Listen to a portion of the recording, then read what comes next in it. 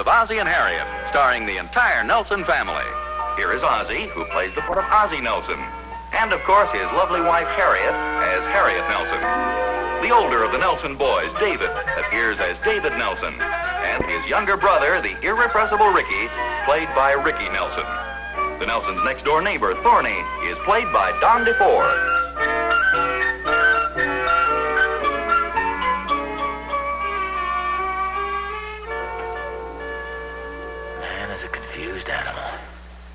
What did you say?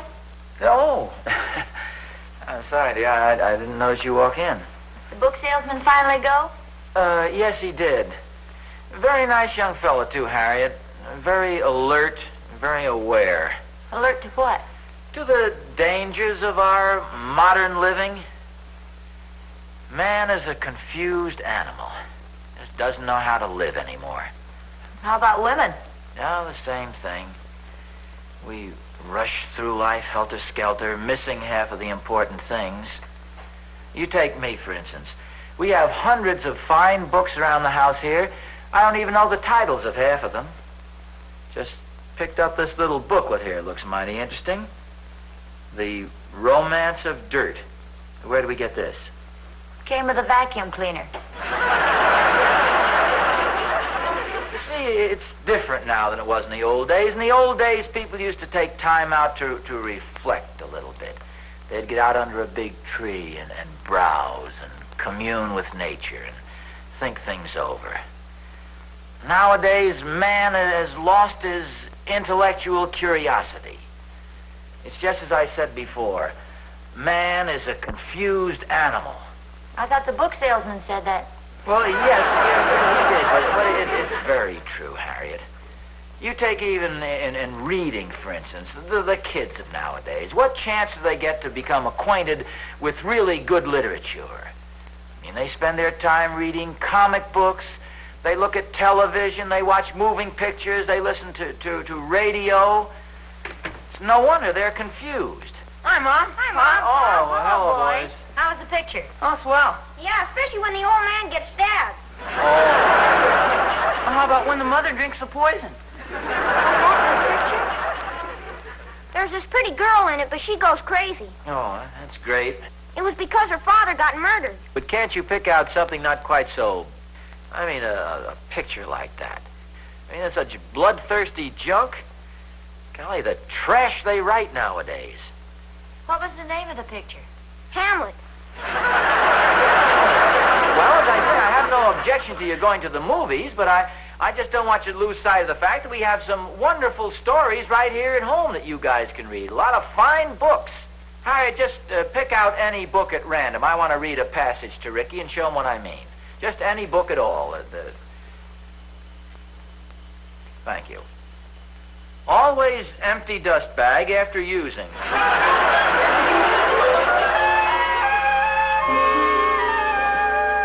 Hi, Thorny. Oh, hi, Oz. Where you been keeping yourself all day?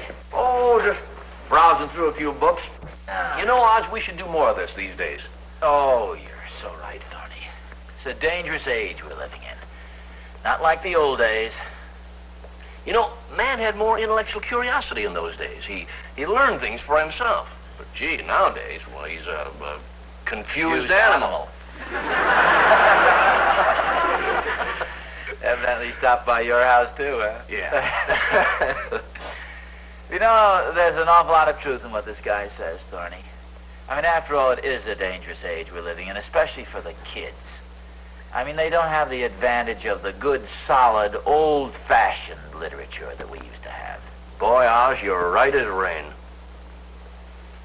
Moby Dick, Ivanhoe, Lady of the Lake, poems of Keats, Shelley, Byron. Delightful. Yeah, nowadays the kids have comic books, they have television, they have radio, all those things to keep their minds off the good, solid, old-fashioned stuff. I remember when I was a kid, I used to lie in bed with that flashlight under the blanket. Oh, the hours I spent reading Treasure Island. Oh, really, Oz? Gee, that was my favorite book. No kidding. Yeah, the Rover Boys at Treasure Island. talking about the old classic, Robert Louis Stevenson's Treasure Island. Oh. Besides, the Rover Boys never went to Treasure Island. Well, no, wait a minute, Oz. You're wrong there. The father got lost there, remember? He was looking for the treasure and... No, Thorny. I've read every Rover Boy book. You've got it confused with Africa. Don't you remember? And besides, it wasn't the father. It was Uncle Randolph. And don't you remember the old sea captain had this mysterious map? Oh, wait a minute, Oz. You're getting all mixed up. Uncle Randolph was back in New York State putting the squeeze on Josiah Crabtree after the squabble about Sam Baxter. Sam Baxter was Dan Baxter, the son of Arnold Baxter, the town scoundrel. Okay, Sam. Yeah, what's the difference? Anyway, it was Arnold who gummed up the Treasure Island expedition. Thorny, it wasn't Treasure Island, it was Africa. And besides, Arnold happened to be in jail at the time. Jail? Now listen to me, will you? He was doing a 6-month stretch because he tried to boil Dick, the fun-loving rover, in hot tar. It was one of my favorite chapters. Fun-loving Dick? Oh, Oz. Now, that goes to show you how much you know about it. Sam was a fun-loving rover. Dick was the elder rover, engaged to the widow Stanhope's beautiful daughter, Dora. Well, you may be right there. But the Rover Boys never went to Treasure Island. You've got it confused with their expedition to Africa. Treasure Island. Africa. Treasure Island. Africa. Treasure Island.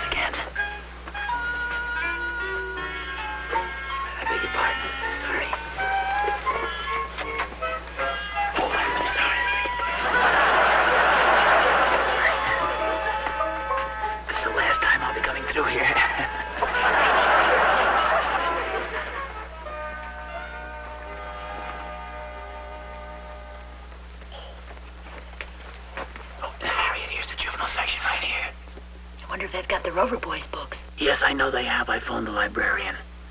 Under an assumed name, of course. Rover Boys on land and sea. Rover Boys in Mexico. The Rover Boys at Treasure Island. Where? No. If you see the Rover Boys in Africa, let me know.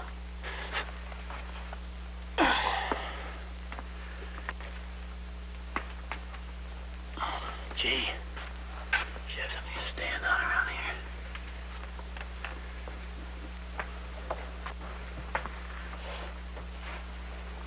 Yeah, this ought to do it.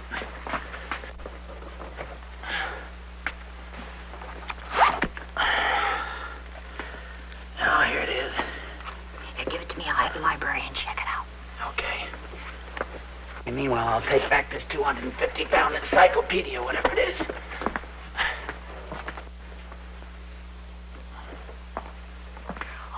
Hello there, Mr. Nelson. Oh, you're David's English teacher, aren't you, Miss? Yes, Miss Fraser. Mrs. Fraser, how are you? Very well, thank you. Well, this is a pleasant surprise. Oh, it isn't often that we meet one of the fathers in the library. Well, I had sort of a literary discussion with my neighbor, Mr. Oh, Thornberry. about Sir Henry Parkinson? I beg your pardon? His history of the Peloponnesian Wars. The book you have there. No, not. Oh, you're just like all the others. Am I? You're a little bit ashamed of yourself, aren't you? Well, Well, now, why should you be? no, I don't think you understand. I think if you have an honest intellectual curiosity, you should be proud of it, not ashamed. Now, you're obviously interested in Greek history. Why not admit it? Yes, naturally, everybody's interested in Greek history, but actually, you see, I just came down to do a little research. Mr. Thornberry. You wanted to brush up a little. Yes. Well, I must admit I'm a little rusty on the Peloponnesian Wars myself. That's How long understandable. since you've read it? It's been quite a while. I bet you haven't opened it since college. Maybe even longer than that. The main thing is that you still have the interest. You know, that's what true intellectual curiosity gives us, Mr. Nelson. The hungry mind. Sure. I made arrangements.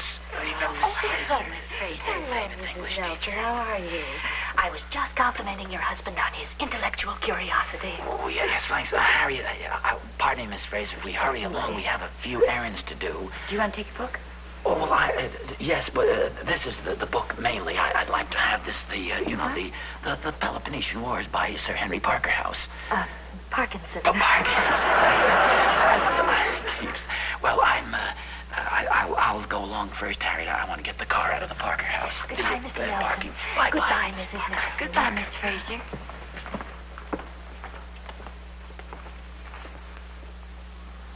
There's no doubt about it. Man is a confused animal.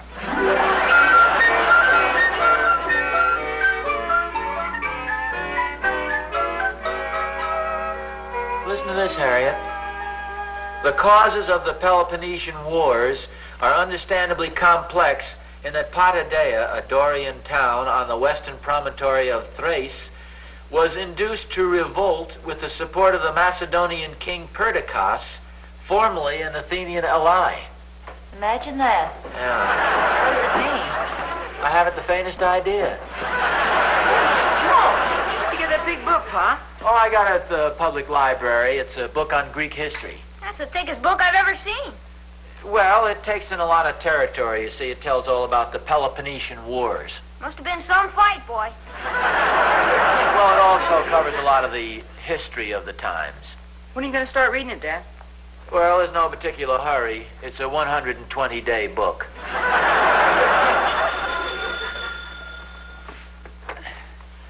Hello? Mr. Nelson, Yes? this is Miss Fraser. Oh, hello, Miss Fraser. What's on your mind?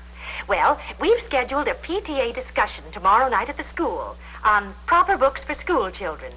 We thought you might like to appear on the panel with us. Oh, well, I'd be delighted to, Miss Fraser. Oh, good. I was a little afraid, of course, that you might find the subject sort of elementary. Well, of course, it's not my specialty exactly, like Sir Henry. Oh, yes, I know. That's why we had the subject changed. What's that? We're going to discuss the Peloponnesian Wars.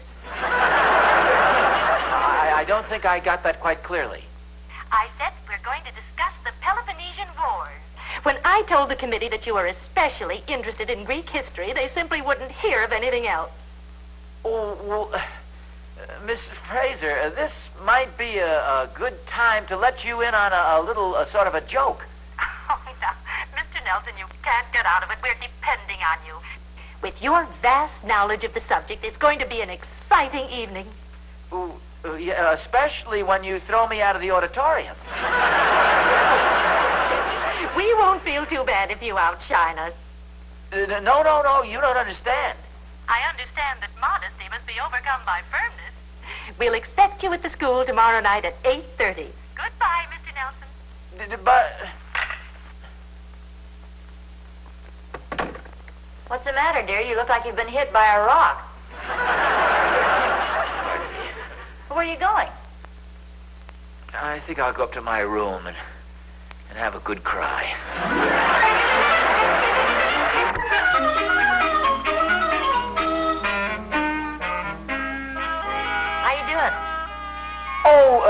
not too bad. It goes a little slowly at first, but then after you get warmed up to it, it speeds right along. You know what's funny? More people aren't interested in this sort of thing. What do you mean? Well, I noticed the last time this book was borrowed was December 10th, 1910. What page are you on? Page 8. Okay, page 8? But tomorrow night is the discussion. How you doing, Dad? Oh, pretty good, David. I'm on page 8. Gee, you sure are a fast reader, Pop. Well, there's a lot of meat in this stuff when you get to the interesting part. Here, listen to this. Reads almost like modern fiction. After Herodotus had resided for some 7 or 8 years in Samos, events occurred in his native city which induced him to return thither. The tyranny of Lygidamus had gone from bad to worse, and at last he was expelled. You know, now, stuff like that, you just can't put the book down. Heck, I can't even pick it up. It's still wonderful reading. Listen to this. The city of Epidamus stands at the right of the entrance of the Ionic Gulf. I'll get it, Mom. I'll go with you. Harry, where are you going? Hey, wait for me. No, Ricky, come here a second. Heck, I don't want to hear any more either, Pop. Now, it won't hurt you to listen to some of this. 12 miles away was a colony of Corcyra, founded by Phallius, son of Eratocleides, who had been summoned for the purpose from the mother country. Pop, Yes? don't you think it's about time for me to go to bed? If you just listen carefully, you might find this very interesting. Careful out of the way, Ricky. What the heck is that, Harriet? The man from the library just brought that in a jeep. What is it? The History of the Peloponnesian Wars by Sir Henry Parkinson. But that's the book I've got right here. No, dear, you've got volume 1. This is volume 2. Oh, well, Harriet, you shouldn't have carried that big, heavy book all by yourself. You should have let David help you. David, he's got his hands full with volumes 3 and 4.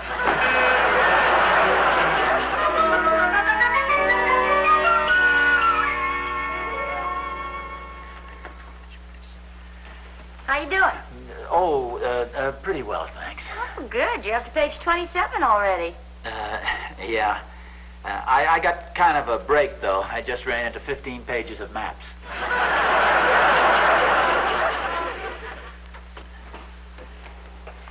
You!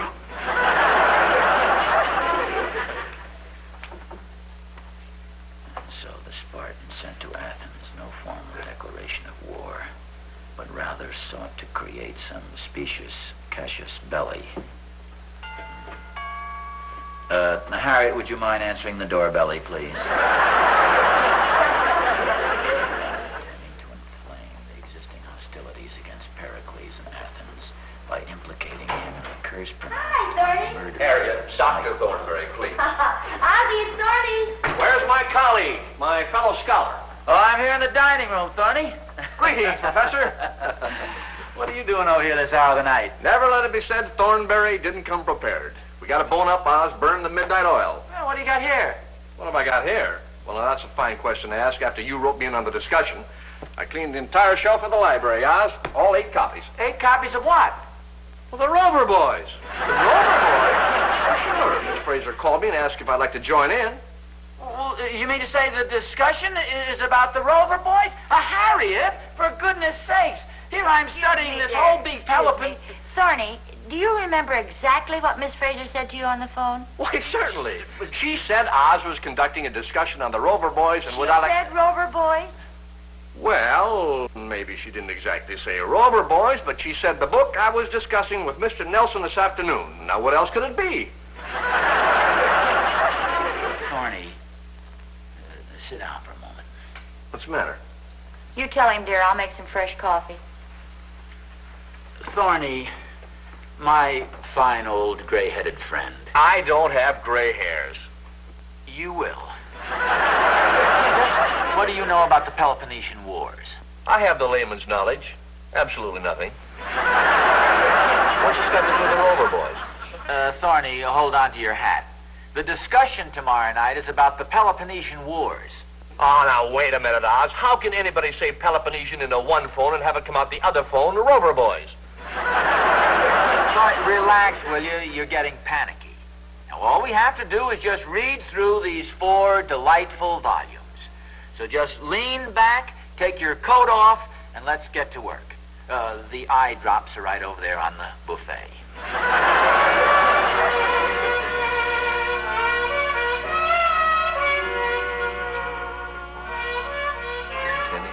Inflame the existing hostilities against Pericles in Athens by implicating him in the curse pronounced on the murders of Cyclone.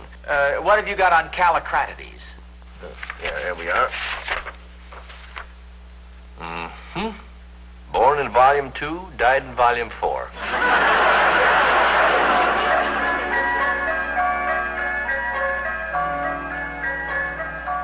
And took another road into the plains of Argus. That's absolutely right. How do you like that? How you doing, fellas? Oh, hiya, Harriet. Ask us anything reasonable about the Peloponnesian Wars, and we'll give you an answer just like that. Any reasonable question. Go ahead, ask us one. Okay, who won? That's not a reasonable question. No, wait a minute. You've got a good point there. We'd better look it up. They might hit us with that tomorrow night. Wait a minute. Would you two stand by for an important announcement? Such as what? Oh, Miss Fraser phoned. The discussion's been called off. What? Oh, what a disappointment. Oh. If my post hard enough, I could talk you into going to the movies? Do you want to go to the movies, Thorny? Oh, now, look, Oz, think of what you're doing. If we left this room, we'd be deserters. Where's your intellectual curiosity? You don't want to go to the show? Why, of course not. I happen to love literature. I have no desire to go to the Bijou tonight. It's a very good picture, Thorny. I know, I've seen it. Look at all this wonderful reading material. You mean to tell me you can leave this? Think of all the adventure that lies between these covers. Harriet, Thorny is absolutely right. My intellectual curiosity and my thirst for good literature far surpasses my desire to go to the movies. Are you serious? Well, of course I am. Shall we begin? All righty. Here you are, Oz. Fine. Suppose you take the Rover Boys on Land and Sea, and I'll read the Rover Boys on Treasure Island.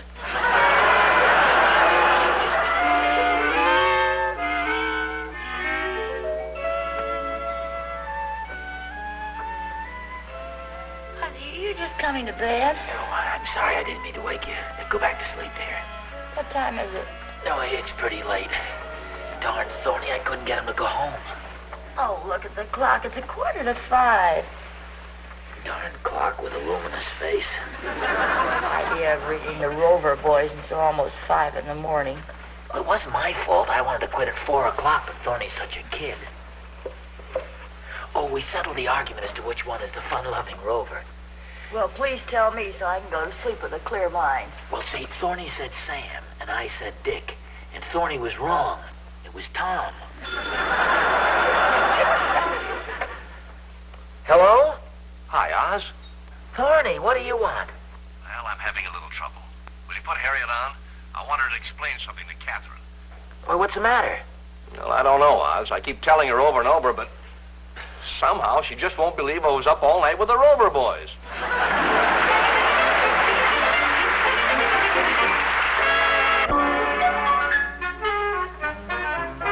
Oh, Harriet, look what just arrived by special messenger. The story of Aristotle. Well, nice.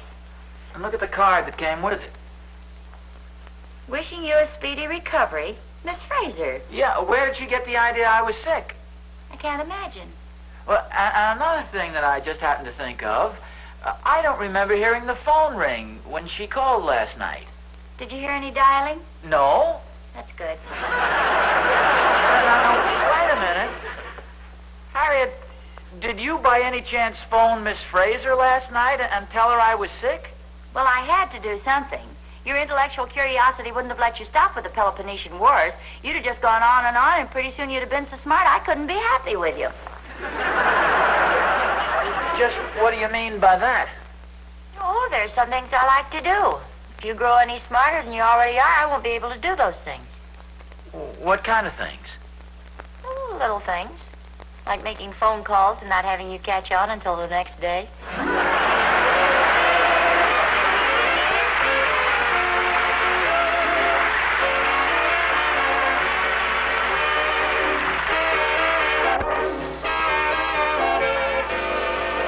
Miss Fraser was played by Paula Winslow.